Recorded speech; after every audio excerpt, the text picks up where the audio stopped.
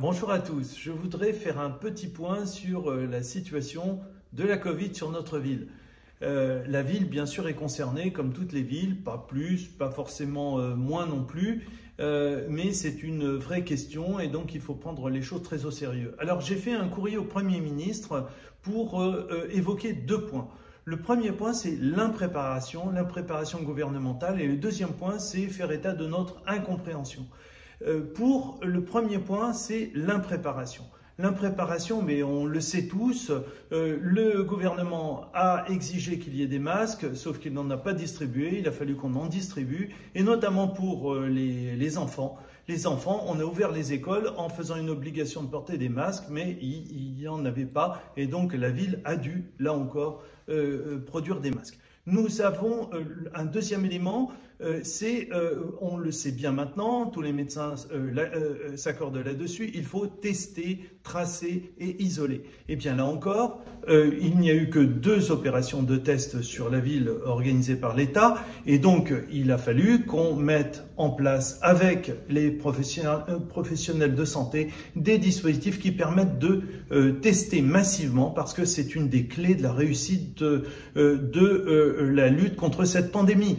Donc on en a installé en haut de la ville, en bas maintenant sur Intermarché, c'est nouveau, ainsi que sur la gare, c'est également nouveau. Les pharmaciens se sont mobilisés, bref, la ville accompagne tout ce mouvement pour pouvoir tester le plus possible.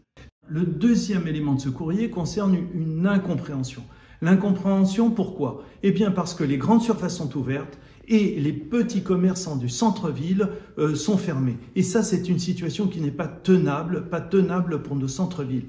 Donc, j'aurais pu prendre un arrêté qui passe outre ou essaye de passer outre, mais immédiatement, ils se font casser et au bout du compte, c'est un risque de sanctions pour les commerçants eux-mêmes. Donc, ceci n'était pas possible. Donc, avec l'ensemble des maires du Val-de-Marne, nous avons uni nos efforts pour faire entendre raison au gouvernement en disant quoi? En disant la chose suivante.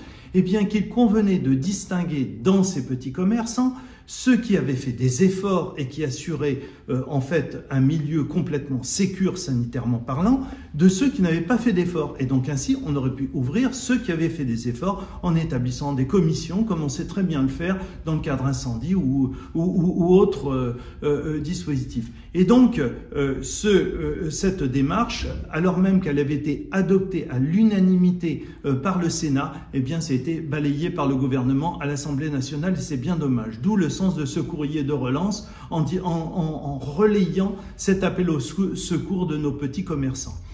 Toutefois, nous continuons à les soutenir, nos petits commerçants. Vous avez trouvé dans votre boîte aux lettres un courrier qui reprend une liste qui est non exhaustive de l'ensemble de ces petits commerçants qui font des efforts, qui ont ouvert en click and collect, etc. Donc, il y a des commerçants qui ont fait des efforts très importants, donc soutenez-les. Allons chez eux de façon à ce qu'on puisse maintenir cette vie dans nos centres-villes. Nous avons nous avons lancé une démarche d'informatisation d'une plateforme qui leur sera complètement dédiée. Pour ce faire, j'ai saisi la présidente du CICIO, Élise Gonzalez, qui a mis en place un dispositif qui est en cours de construction et qui va permettre ainsi de faciliter les achats auprès de nos petits commerçants. Donc, s'il vous plaît, préservons-les, accompagnons-les et fréquentons-les de façon à ce que nous puissions passer cette crise sans avoir des conséquences absolument navrantes pour nos commerces de centre-ville.